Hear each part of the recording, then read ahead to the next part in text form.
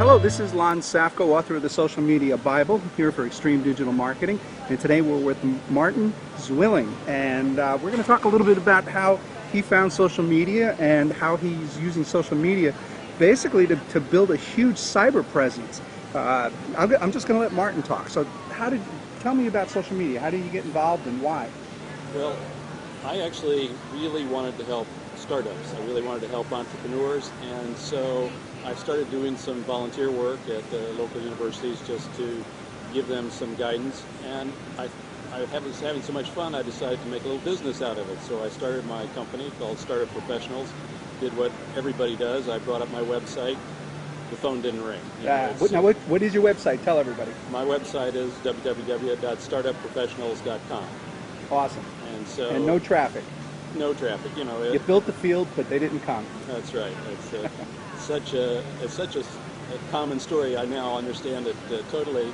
And I have a background with IBM and technology, so I thought I really need to understand all the forces that go on. And so I actually did the normal things of search engine optimization and making sure I had all the pointers in the right place, and really focused a little bit on SEO.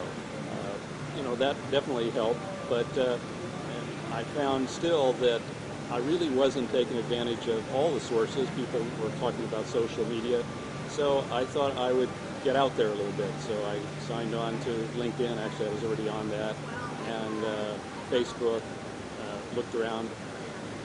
I tried to get involved in some conversations. I found that I didn't have anything to talk about it. So at that point, I talked to one of my friends who said, "You need to write a blog. You need to, in fact, get your message out there, get your persona out there, become a trusted, visible kind of expert." So I had never really done a lot of writing. I've done technical writing, that kind of thing. But I had ideas, so I started just writing. And in fact, I started writing an article every day. Wow, every day? Every day. I went to Blogger on Google. It's a free service. You don't have to spend any money to set this up. I tried to get 500 words a day kind of thing. And I noticed that, in fact, that helped a lot. All of a sudden, my search engine rankings went up. All of a sudden, I started to get various people talking to me like, "Hey, I think they're seeing me here." So all of a sudden, there was this big difference. I wouldn't say it was all of a sudden. It happens over a month or something like that. In other words, even the first day, it's not like you suddenly become well known, but it definitely gets you out there. So the next step really that I learned was to, in fact, you have to make your blog known on other social media sites. And so I thought, well, this is obvious. I would go to LinkedIn, and I was in some business groups, and I would post a question or a news item and give a pointer back to my blog.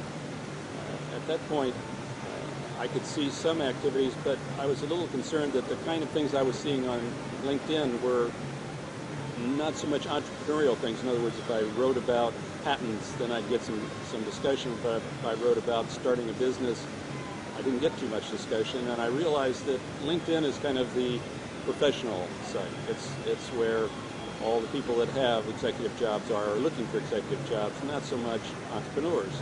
And so one day I had this great insight I would try Facebook. I said, gee, this is where all the young entrepreneurs are. So I went there, posted on some discussions, and in fact, even still, I didn't get the kind of feedback I was looking for. And on kind of deeper analysis, I realized that a lot of these people aren't serious. In other words, at that stage, and this was a couple of years ago, still a lot of discussion about what your girlfriend does or various things, even on the business forums. And so I wasn't totally satisfied with that. And one day I was looking at Twitter, and I thought, I think I'll give that a try. And so even before I did anything, I did a little search on tweets, which you can do of other people's tweets, to see if anybody was talking about business plans. And I saw a tweet from a fellow who said, "I'm stuck on my business plan. I hate it. I don't know what to do next." And so I wrote him a little note that said, you know, I do business plans. If you send me your business plan, I'll give you some free kind of hints, maybe. Well, within 5 minutes, I had 5 other messages from people who said, hey, if I send you my business plan, will you do the same thing for me? And I said, aha, I think I'm onto something here. Yeah. And in fact, that was the beginning. So from that time forward, I really focused much more on Twitter in terms of trying to follow anyone who had any aspect of entrepreneurship or startups or business background. And I found that being proactive was really a key, that people would follow me back, they would send me questions, and then I would put my daily news item out maybe a couple times a day to say, hey, I just posted a new article on my blog. And so it was a pull marketing kind of thing, pull people into the blog.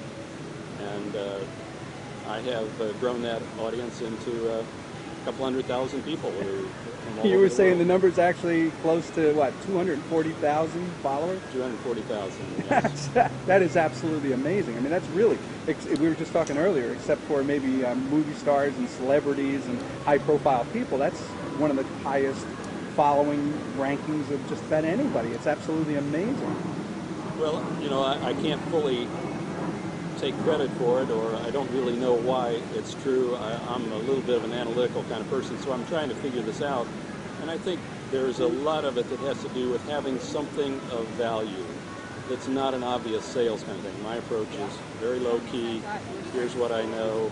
I'll tell you everything I know. If you're interested, come see.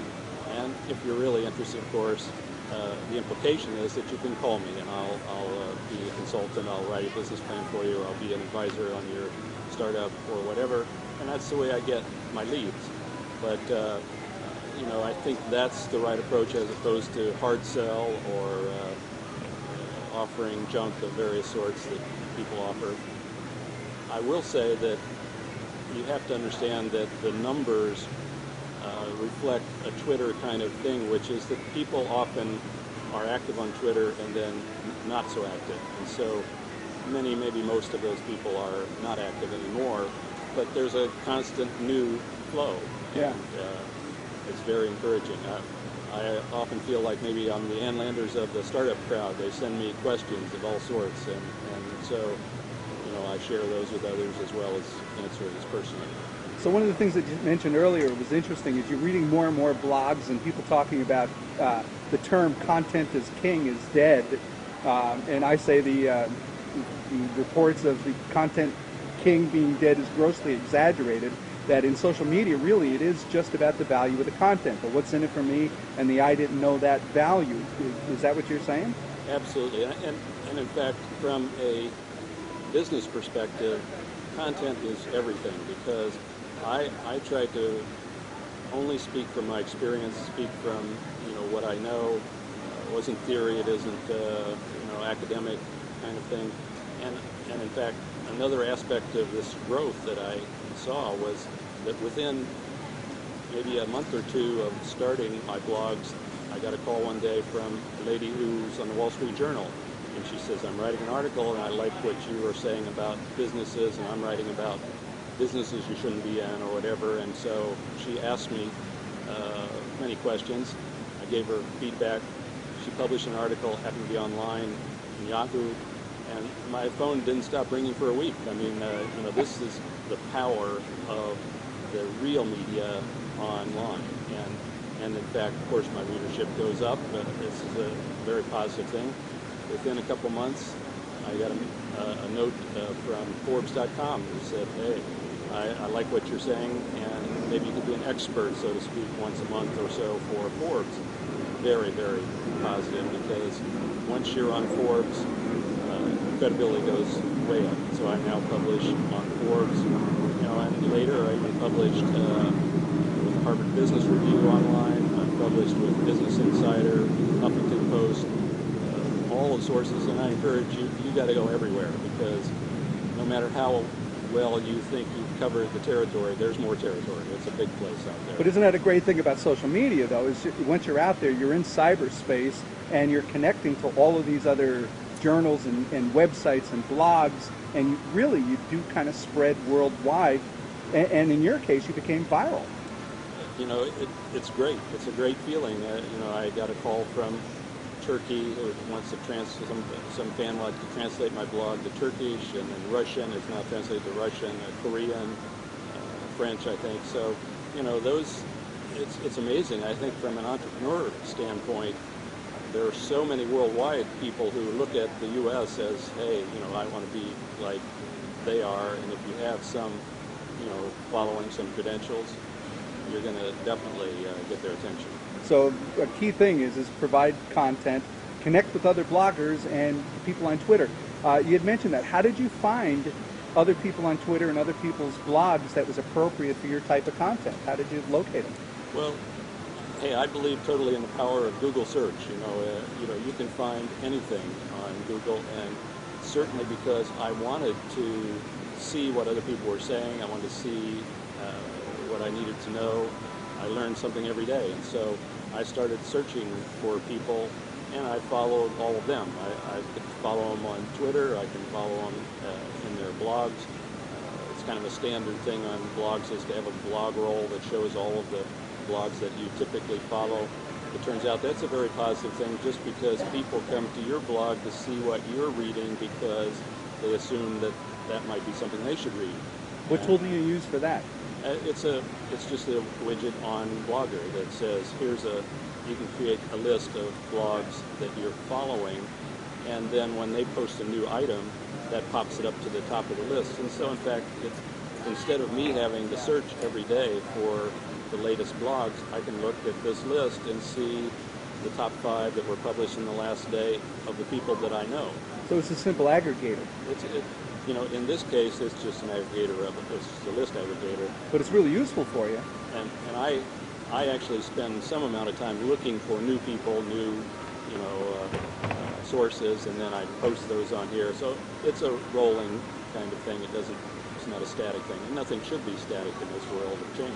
So when you go into Google, what do you type in? I mean, do you go for industry keywords, or do you try to pick up people's names, or when you read a blog, does that give you an idea where to look next?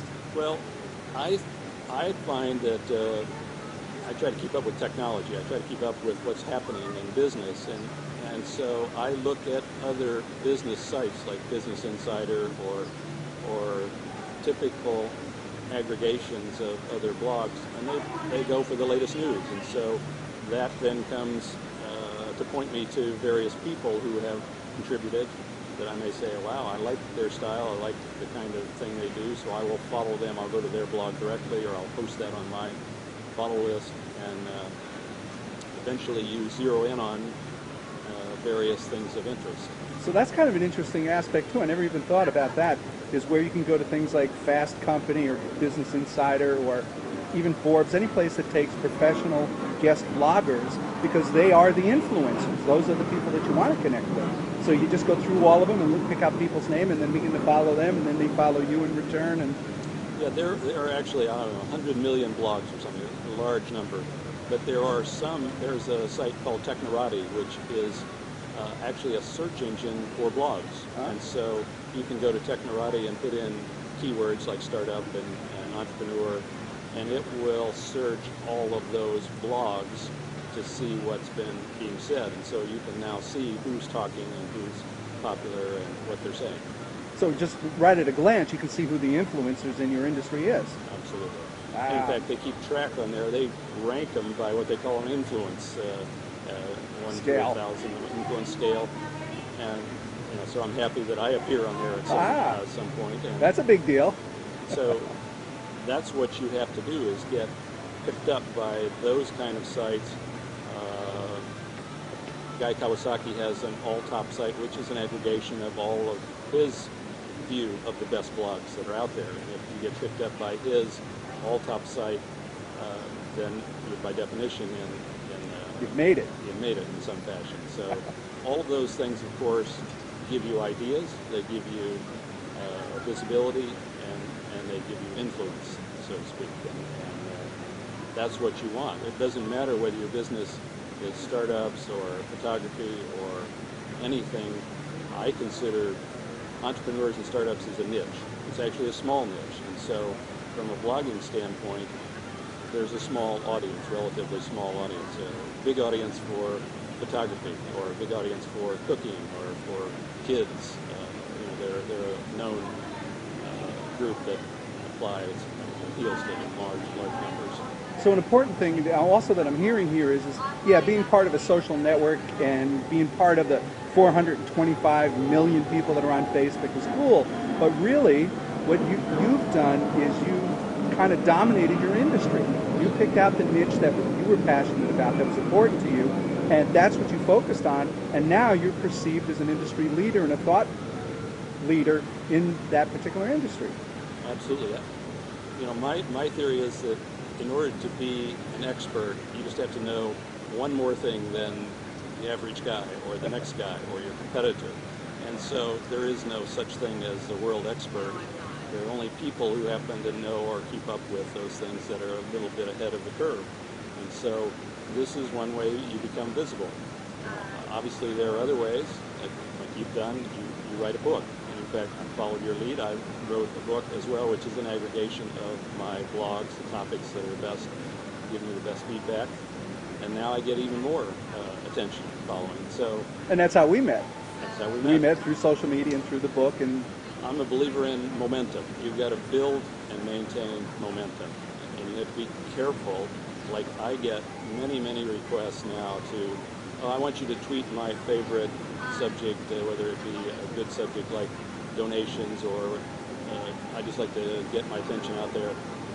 I have to be very careful because I realize that my following trust me and they will dump me just as quickly as they pick me up if I appear to be way off course. Well, you built a brand. In essence, that's what it is. You have to build a brand.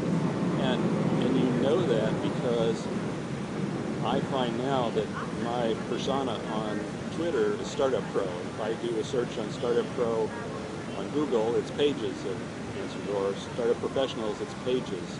Now, that's a good brand. That's a brand. And that's what every professional, every business needs.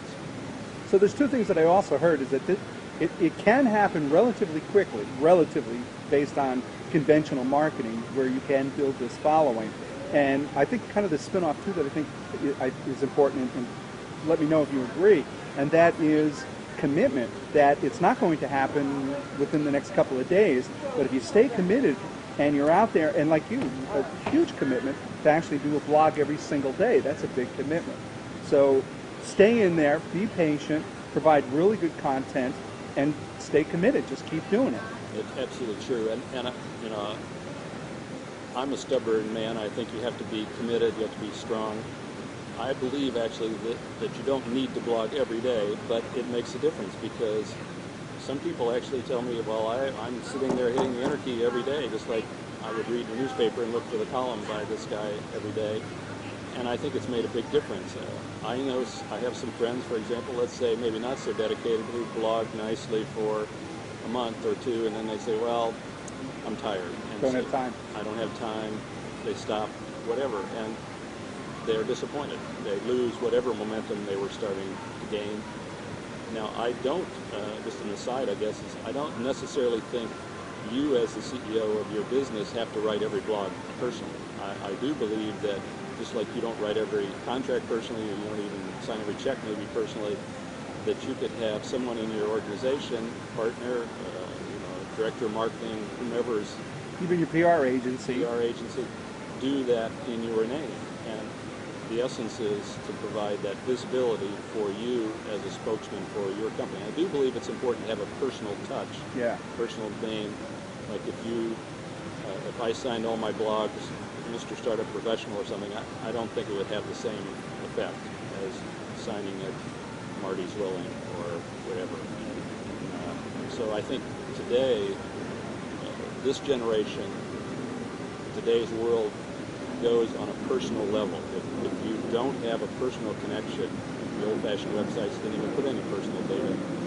Today, if you do that, people think that's a website in some far-out country, Russia, or it's a scam in some fashion. So they want to see and feel like they know you in some fashion. Well, and I completely agree with that. I mean, if we're talking social media, not conventional marketing. The conventional marketing, you can put your corporate brand on it, you can push it out, and if it works, it works. But in social media, I think what I'm hearing you saying is you need to be social. It's one-on-one.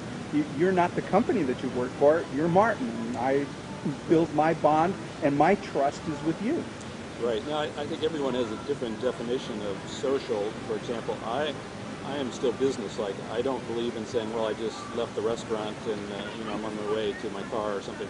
I don't share my personal life, but I try to be a real person in the sense that you can see my writing style is a little, I'm from the Midwest, it's maybe a little Midwestern or something like that. And so it's not, I'm not trying to speak like an academic, I'm trying to speak like me. Yeah, well, that's the way I can bond, and I can work with you directly, and I build my trust with Martin, right. not some big brand or some phony. Right, and I see actually even big companies like Dell or General Mills, when people talk about their good, positive kind of reactions on Twitter, on social networks, they usually mention a name, and it's not the big name, it is a person that made the difference for them. In fact, I'm a strong believer as an investor, as a consultant to startups, that people buy from people. People invest in people. They don't buy ideas, they don't invest in ideas. So that's a theme that I preach, but it's real. And I'm glad you brought that up, because that's one of the number one questions that I get is, I know I'm supposed to be building a brand, me personally, and I've got a persona on the internet and cyberspace, and people are connecting with my persona, but what am I supposed to tweet about? What am I supposed to blog about? Should I be talking about playing with my kitty on my bed with some yarn? Or should I keep it professional? But where's that line between being strictly business and not letting anybody know who you are, and then just telling us all this inane, ridiculous minutia? So where do you draw that line? Well, I think everybody has to draw the line where they're comfortable. And to me, I probably am a little more on the business side of that line because I'm not so comfortable sharing, petting my dog or whatever. On the other hand, there are people who are very well known in the blogging world or in the business world who share some personal kinds of things. And in some cases, that has made a big difference for people. Maybe they've gone through a big health crisis or some other kind of thing. So I'm not opposed to that. I'm just saying you should do what you're comfortable with. I do believe in separating the personal life. Like, I have many, many friends on Facebook, but I really only talk about business to anyone except my real family kind of thing. I don't hide anything. I wouldn't put anything there that I would like to hide. I think that's a bad move. But I don't think you have to talk about personal things in order to be credible.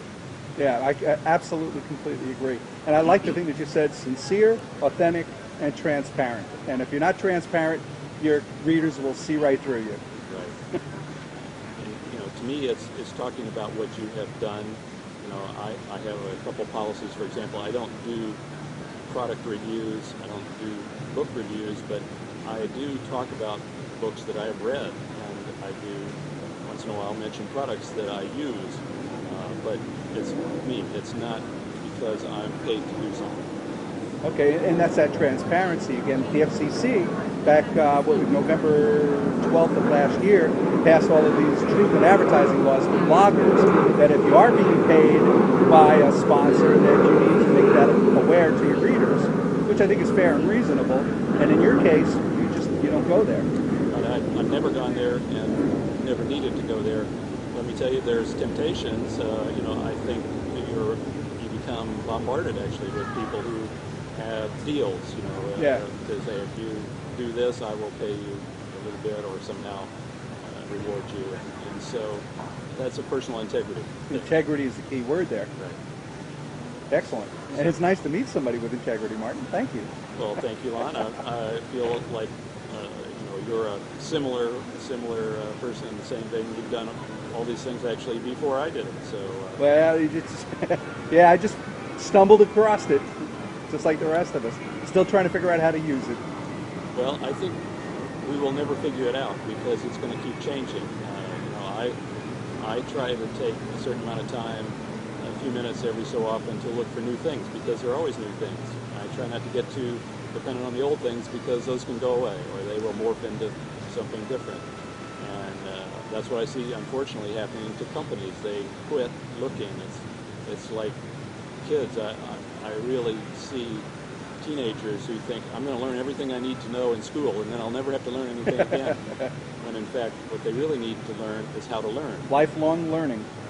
And that's a constant change. Absolutely. Let me have your website one more time so people could first tell us what you specialize in, the business plan thing. Summarize that and then give us your website again. Okay, my website is www.startupprofessionals.com. I work with startups, and my specialty is really helping startups find funding or get their business established or get a business plan built. And I talk about being able to have an investment-ready business plan, something that investors, if you choose to go to investors, it will answer all their questions rather than raise red flags. So that's valuable. You know, that includes young people just coming out of college. They come to me. It includes people my age who, for whatever reason, decide to start a business but have never focused on it. They need help as well. It's a lot of fun to see a little success. Awesome. Website and your Twitter handle. Twitter handle is Startup Pro. It's really a short version of Startup Professionals. Believe it or not, Twitter doesn't allow that long a name. So one of the fortunate things I did in some fashion was abbreviated to that. And so anybody on Twitter, that's Startup Pro. Anybody who goes to a website, Startup Professionals. If you go to LinkedIn, it's Martin Zwilling, and Facebook, Martin Zwilling as well. Spell your last name? Z as in zebra, W-I-L-L-I-N-G. I could go into a long dissertation on maybe there's a better way to do it. Now that I've done all that, I might have made all of my connections a little more consistent, because that's the way you get highest in rankings, highest in visibility, and all of those things. And that's the kind of advice you put in the business plans when you're helping companies get started. That's right. I tell people, before you start your business, you need to think of a name for your business, but before you register that name, you better see if you can get the domain name on the web. You better see if you can get the name on Twitter, the name on Facebook, the name on LinkedIn, and you actually better reserve all those like all at once, because once you've done it and you've gotten some distance, other people will jump in and try to take advantage of your progress, and now it's a little bit late. That's really good advice. Absolutely.